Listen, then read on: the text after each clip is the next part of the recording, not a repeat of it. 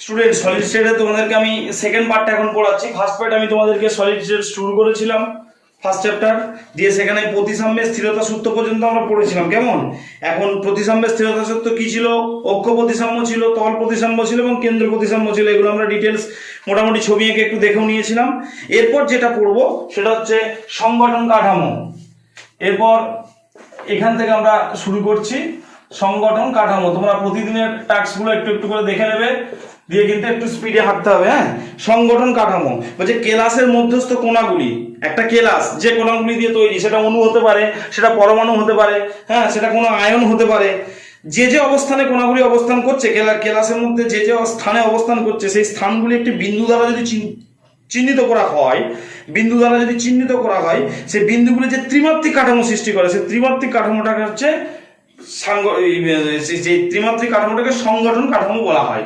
ঠিক আছে? তাহলে বিন্দুগুলো একটা কেলাসের মধ্যে, সেই বিন্দু অণু পরমাণু বা আয়ন যাই থাকুক না কেন, তাদের অবস্থানটা যদি আমি বিন্দু দিয়ে একটা পরিস্ফুট করি, তখন একটা ত্রিমাত্রিক কাঠামো পাওয়া যায়। সেই ত্রিমাত্রিক কাঠামোটার নাম হচ্ছে সংগঠন কাঠামো। এরপর আমরা যেটা পড়বো সেটা হচ্ছে একক কোষ। এরপর আমরা যেটা পড়বো সেটা হচ্ছে একক কোষ। কেমন? একক কোষ কি ছিল না, একক কোষ হচ্ছে একটি পূর্ণ কেলাসের সংগঠন কাঠামোর মধ্যে যে কতগুলি ক্ষুদ্র ক্ষুদ্র অংশ ত্রিমাত্রিক ভাবে অবস্থান করে।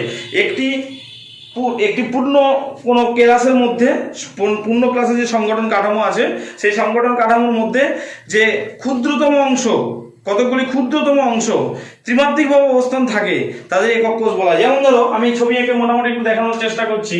ধরো এইটা একটা কেলাস ছিল, ঠিক আছে? এই একটা কেলাস মোটামুটি আঁকছি, এই একটা কেলাস। তাহলে এই যে কাঠামোটা ভাবতে থাকো, এর এইদিকে একটা গেছে, এইদিকে একটা গেছে, ত্রিমাত্রিক। দেখো আমি রেড কালিতে গ্রিন কালিতে দেখাচ্ছি। দেখো এই যে পয়েন্টটা কল্পনা করে, তার এইদিকে একটা গেছে বাবু, এইদিকে একটা গেছে, আবার এইদিকে দেখো গ্রিন কালিতে, তোমরা আশা করি বুঝতে পারছো। এই রকম জায়গাগুলোকে, এই রকম কোষ ত্রিমাত্রিক ভাবে যে অবস্থান করছে, তখন এইখানকার কোষটা হচ্ছে একক কোষ, ইউনিট সেল। ঠিক আছে? এটা হচ্ছে ইউনিট সেল। এবার পরের পয়েন্ট আমরা যেটা পড়বো, একক কোষের এই চিহ্নিতকরণ পড়তে যে একটা জায়গায় দ্বিমাত্রিক জালক। দ্বিমাত্রিক জালক কি না, একটি সমতলে জালক বিন্দুগুলো নিয়মিত বিন্যাস বা সজ্জা দ্বারা গঠিত জালককে একটি সমতলে, একটা সমতলের উপর যদি আমরা এই বিন্দুগুলোকে ভাবি, একটা সমতলের উপর যদি বিন্দুগুলো ভাবি, তার মধ্যে যে ধরো এখানে বিন্দুগুলো কিরকম থাকতে পারে, এখানে বিন্দুগুলো ধরো এই এরকম থাকতে পারে, এরকম বিন্দু ভাবা হয়েছে, এরকম ধরো বিভিন্ন বিন্দু রয়েছে। এই বিন্দুগুলোকে তুমি একটা সমতলের উপর অবস্থায় একটা চিত্র দেখো, তুমি এইরকম একটা দেখো, এরকম হয়ে গেল। আবার ধরো তুমি এরকম পাচ্ছো, ঠিক আছে? এরকম যে সমতলের উপর তুমি যে দ্বিমাত্রিক একটা সমতলের জালক বিন্দুগুলো দ্বারা নিয়মিত বিন্যাস বা যে সজ্জা দ্বারা গঠিত জালক, সেটা দ্বিমাত্রিক জালক। এই জালকগুলো হেক্সাগোনাল হতে পারে, এই জালকগুলো আয়তাকার হতে পারে, এই জালকগুলো বর্গাকার টাইপের হতে পারে, রম্বিক হতে পারে, সামান্তরিক হতে পারে। ঠিক আছে? যেমন আমি যেটা করেছি সেটা অনেকটাই আয়তাকারও বলতে পারো, আবার বর্গাকার, সব দিয়ে বড় কথা এটা বর্গাকারের মতোই বেশি ভালো দেখতে লাগছে। তাহলে এগুলো বর্গাকার দ্বিমাত্রিক জালক। ঠিক আছে? কঠিন ভাবার কিছু দরকার নেই। আচ্ছা, এরপর আমরা যেটা পড়বো সেটা হচ্ছে এই যে এক কোষ, এই যে একক কোষ, এই যে একক কোষ, সেই একক কোষটা তিন ধরনের হতে পারে, 3-4 ধরনের হতে পারে। যার প্রথম হচ্ছে ধরো আদি বা মৌলিক সাধারণ একক কোষ একটা হতে পারে, তারপরে পৃষ্ঠকেন্দ্রিক একক কোষ হতে পারে, দেহকেন্দ্রিক একক কোষ হতে পারে, পার্শ্বকেন্দ্রিক একক কোষ হতে পারে। 4 রকমের একক কোষ আমরা পড়বো। একক কোষ একটা ক্রিস্টালে যে বিভিন্ন প্রকার একক কোষ থাকে, সেই একক কোষটা হচ্ছে 4 রকমের হতে পারে। একটা হচ্ছে আদি বা মৌলিক সাধারণ একক কোষ, 2 হচ্ছে পৃষ্ঠকেন্দ্রিক একক কোষ। আমি বুঝিয়ে দিচ্ছি সুন্দর করে, তোমার মন দিয়ে একটু শোনো।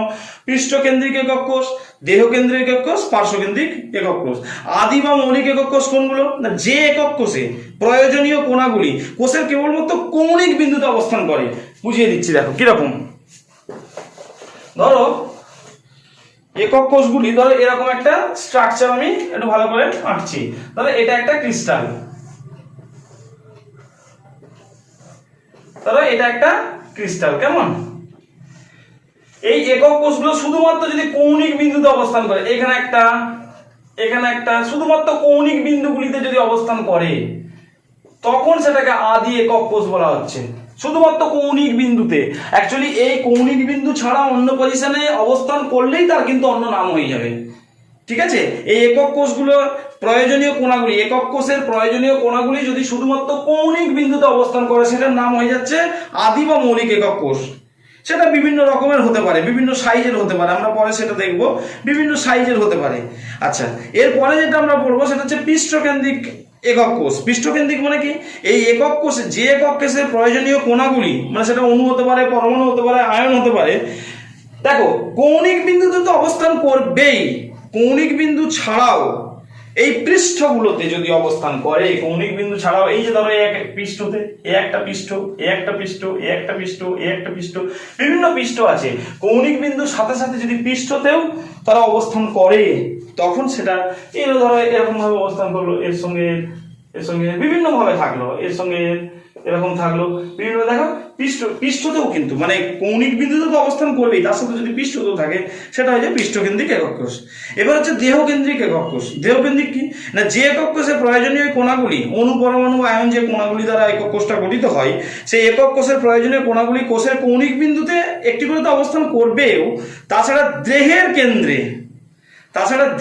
কেন্দ্রে যদি অবস্থান করে, ঠিক আছে, কৌণিক বিন্দুর সাথে সাথে দেহের কেন্দ্রে। একবারে সাপোজ তুমি, রেড পেনটা কোথায় গেল, তো একবারে সাপোজ তুমি একদম এই কৌণিক বিন্দুতে অবস্থান করো, সাপোজ এইখানটায় একবারে কেন্দ্রে, তাহলে কেন্দ্র থেকে এইখানে একটা, আমি বাকি ছবিটা বোঝার জন্য আঁকছি এরকম। দেখো একক কোষ কিন্তু অবস্থান করছে, দেখতে পেয়েছো, একবারে সেটা হয়ে গেল কি দেহকেন্দ্রিক। এবার হচ্ছে পার্শ্বকেন্দ্রিক।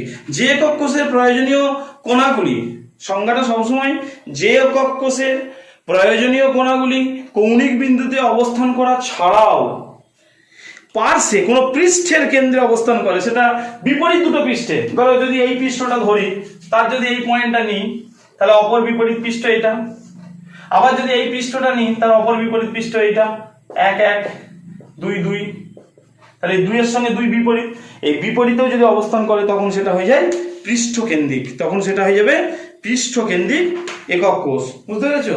এইটা হচ্ছে তোমাদের বিভিন্ন প্রকার একক কোষ বললাম। আচ্ছা, এবার দেখো তোমাদের ওই আদি একক কোষের বিভিন্ন যে শেপ রয়েছে, আদি একক কোষের কিছু প্রকারভেদ রয়েছে, সেগুলো আমাদেরকে একটু একটু জেনে নিতে হবে। প্রথম হচ্ছে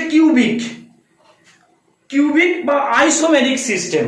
তোমাদেরকে প্রথমে আদি একক কোষ মানে কি না, একক কোষের প্রয়োজনীয় কণাগুলি শুধুমাত্র কেন্দ্রে, শুধুমাত্র কৌণিক বিন্দুগুলিতে অবস্থান করবে, সেটা তো আদি একক কোষ ছিল। তার সেগুলোর বিভিন্ন রকম আমাদেরকে একটু শেপ অনুযায়ী তাদের বিভিন্ন নাম আছে। একটা হচ্ছে কিউবিক মানে কি না, কিউবিক মানে হচ্ছে,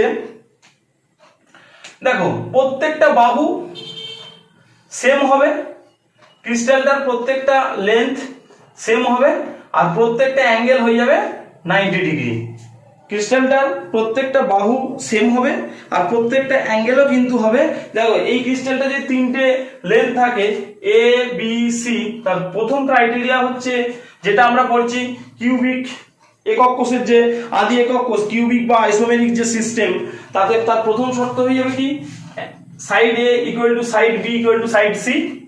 আর 2 নম্বরে কি হয়ে যাবে, যদি প্রত্যেকটার মধ্যে অ্যাঙ্গেল গুলো থাকে আলফা বিটা গামা, তাহলে alpha equal to beta equal to gamma equal to 90 degree, মানে প্রত্যেকটা অ্যাঙ্গেল হয়ে যাবে কিন্তু 90 ডিগ্রি। বোঝা গেল?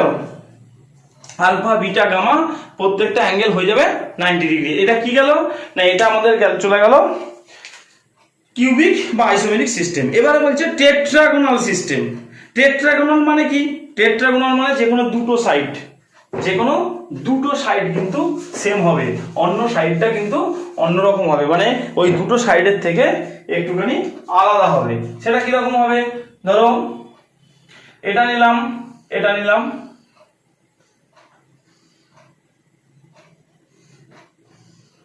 দেখো তাহলে দেখো এই দিকের সাইডটা আর এই দিকের সাইডটা এ আর বি, মানে এখানে A equal to B not equal to C, ঠিক আছে, but alpha equal to beta equal to gamma equal to 90 degree, কিন্তু প্রত্যেকটা অ্যাঙ্গেল কিন্তু 90 ডিগ্রি হবে। এটা এখানে হয়ে গেল টেট্রাগোনাল। এবার হচ্ছে অর্থরম্বিক। অর্থরম্বিক মানে কি? অর্থরম্বিক মানে তোমরা বইয়েতে ছবিগুলো একটু দেখে নেবে। অর্থরম্বিক মানে তার মানে একটা বাহুও একটা সাইডও সমান নয়, মানে A not equal to B not equal to C, orthorhombic. ঠিক আছে, A not equal to B not equal to C, আর কিন্তু alpha angle beta angle gamma equal to 90 degree, এটা কিন্তু অর্থরম্বিকের ক্ষেত্রে হবে। ঠিক আছে, এবার হচ্ছে রম্বোহেড্রাল। রম্বোহেড্রাল মানে হচ্ছে তোমরা বইয়েতে ছবিগুলো একটু দেখে নেবে। রম্বোহেড্রাল মানে হচ্ছে তার তিনটে লেন্থ সেম হবে, মানে A equal to B equal to C, but 90 degree করে কিন্তু অ্যাঙ্গেলগুলো হবে না। রম্বসের যেরকম হয় আর কি, 90 ডিগ্রি অ্যাঙ্গেলগুলো হবে না।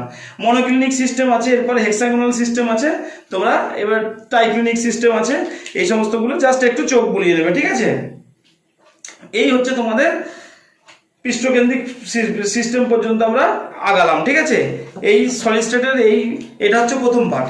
এবার তোমাদের যেটা শুরু করব সেটা হচ্ছে সন্নিবেশ ভগ্নাংশ, সন্নিবেশ ভগ্নাংশ এবং সন্নিবেশ দক্ষতা। ভালো করে মন দিয়ে শোনো, সন্নিবেশ ভগ্নাংশ এবং সন্নিবেশ দক্ষতা। তো তোমরা এটা শোনার আগে তোমরা একটা কিউবয়েড, একটা কেলাস তোমরা কল্পনা করো, যেখানে A equal to B equal to C এবং আলফা বিটা গামা প্রত্যেকটা অ্যাঙ্গেলও 90 ডিগ্রি করি। ঠিক আছে, বর্গাকার একটা আমি ধরে নিলাম। এই ধরো একটা এরকম ক্রিস্টাল ধরে নিচ্ছি। ঠিক আছে, একটা ক্রিস্টাল আমি ধরে নিলাম। এই ক্রিস্টাল দেখো, এবার আমরা এর সন্নিবেশ ভগ্নাংশ সন্নিবেশ দক্ষতা আমরা ক্যালকুলেশন করবো। বলছে কোনো একক কোষের মোট আয়তনের যে ভগ্নাংশ কোণাগুলি দখল করে থাকে, মোট আয়তনের যে ভগ্নাংশটা কোণাগুলি দখল করে থাকে সেটা হচ্ছে সন্নিবেশ ভগ্নাংশ। আর সন্নিবেশ দক্ষতাটা কি না, কোনো একক কোষের মোট আয়তনের যে অংশ কোণা দ্বারা পূর্ণ থাকে তার শতকরা পরিমাণ, মানে ওটারই শতকরা পরিমাণ। মোট আয়তনটা যেটা ওই যে মোট আয়তনের যত ভগ্নাংশ কোণাগুলি, মোট আয়তনটার যত ভগ্নাংশ কোণাগুলি দখল করে থাকে সেটা হচ্ছে সন্নিবেশ ভগ্নাংশ। আর শতকরা পরিমাণ, সন্নিবেশ ভগ্নাংশের শতকরা পরিমাণটা হচ্ছে সন্নিবেশ দক্ষতা। এই সন্নিবেশ ভগ্নাংশ আর সন্নিবেশ দক্ষতা আমাদেরকে ক্যালকুলেশন করে দেখাতে হবে। ঠিক আছে, তো সন্নিবেশ ভগ্নাংশ সন্নিবেশ দক্ষতাটা আমি পরের পার্টে তোমাদের সঙ্গে ডিসকাস করছি। কেমন?